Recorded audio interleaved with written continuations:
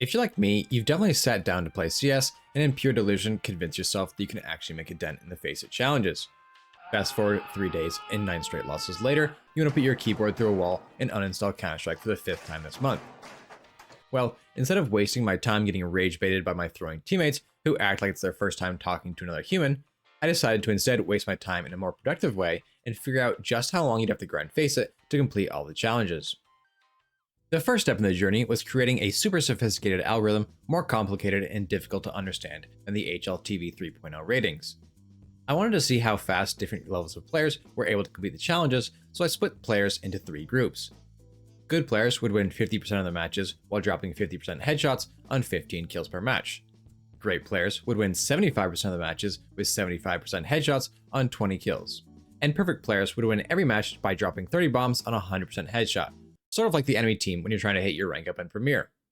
While obviously the great and perfect players are functionally impossible for us to replicate, they are going to show us just how absurdly difficult it is to finish all 21 missions. The next step in the process was to see how many games it would take for each player to complete the challenges. I ran each challenge against the players' numbers to determine how many matches each would roughly take, and then calculated the sum. Those mythical perfect players winning every single match could complete the challenges in roughly 333 matches, while a great player could do it in 410. For the average good player, however, it took over 550 matches to complete. That's nearly the amount of FACEIT games I have played all time, and you have to do it in a single month without getting sent to an insane asylum. But it's not just about how many games it takes to complete the challenges, but also how long it takes to play those games. Again, I split the matches into 3 categories. The first was blowout games, 15-minute matches versus iPad babies who just learned what WASD was.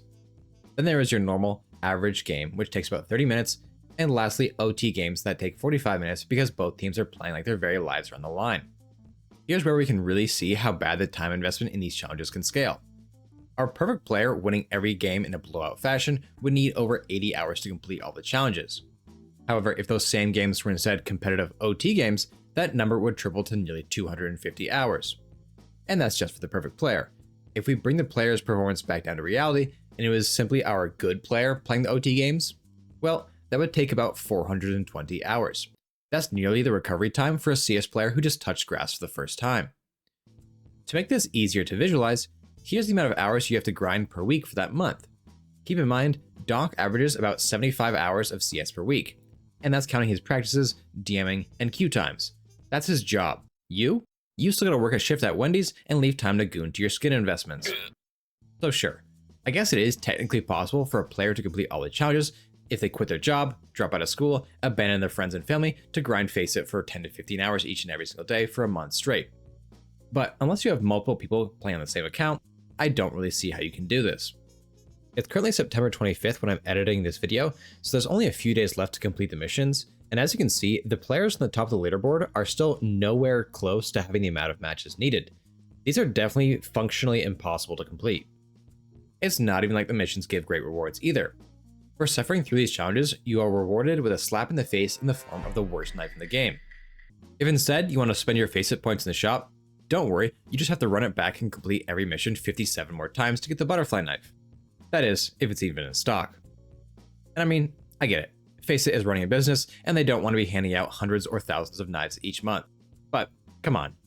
They want you to grind harder than a single mother trying to make rent for 300 FACEIT points. If you're paying for FACEIT Premium so you can get better and more fair matches, that's fine. But if your reasoning for paying is just get the mission rewards, you're making a big mistake. Thank you guys for watching, and please like and subscribe.